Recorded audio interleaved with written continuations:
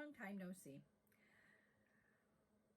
So I am doing a knitting video today, casting on for a swatch for my basics course through the Knitting Guild.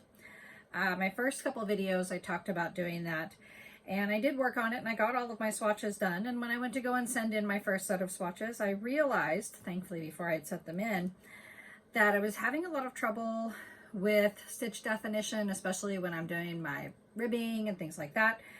And I realized that I had been taught to purl backwards. I was wrapping it the wrong direction. And because I was wrapping it the wrong direction, my stitches were sitting just slightly twisted.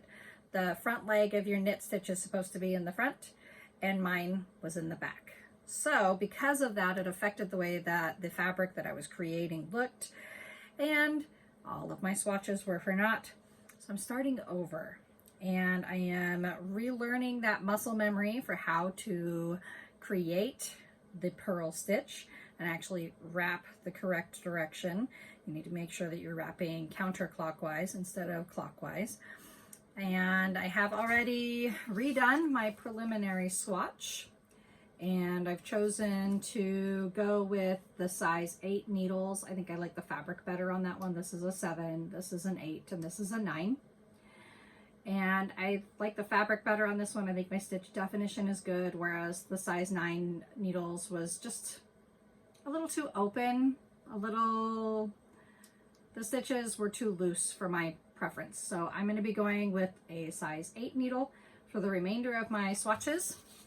And I'm getting started by casting on for my first technical swatch, because that one was the preliminary swatch. And my first one, I'm using the long tail cast on, which is not my preferred cast on. I actually prefer to do a knit cast on. The long tail cast on does give you a stretchier fabric for your edging, and it does give you a really nice clean edge. Down here you'll be able to see that the stitches are nice and clean, and it gives you a nice straight edge. When I learned how to knit 20 some years ago, I learned how to knit doing the knit cast on, and I liked that because it was a repeat of that knitting motion, whereas the long tail cast on, you've got to, you know, scoop your yarn from underneath and then wrap and then pull tight, and this isn't a tutorial, so if you want to do that, find a different video. But it's just a whole different process for me. And but all of the swatches so far in lesson 1 require that long tail cast on, so I'm getting a little faster at it.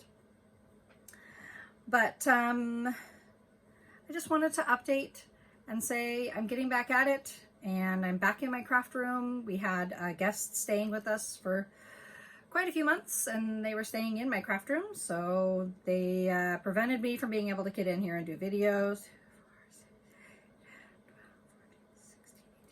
Ooh, one more, almost done. And so I'm excited to be able to be back in my space again, and I've organized and cleaned up a bit. And in the process of cleaning and organizing, I added a long arm quilting machine. I'm super excited.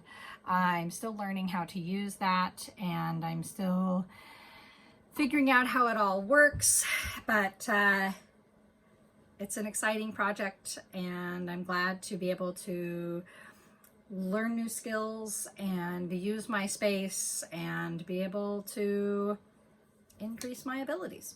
So just a quick update. I hope you're all having a wonderful day. Bye.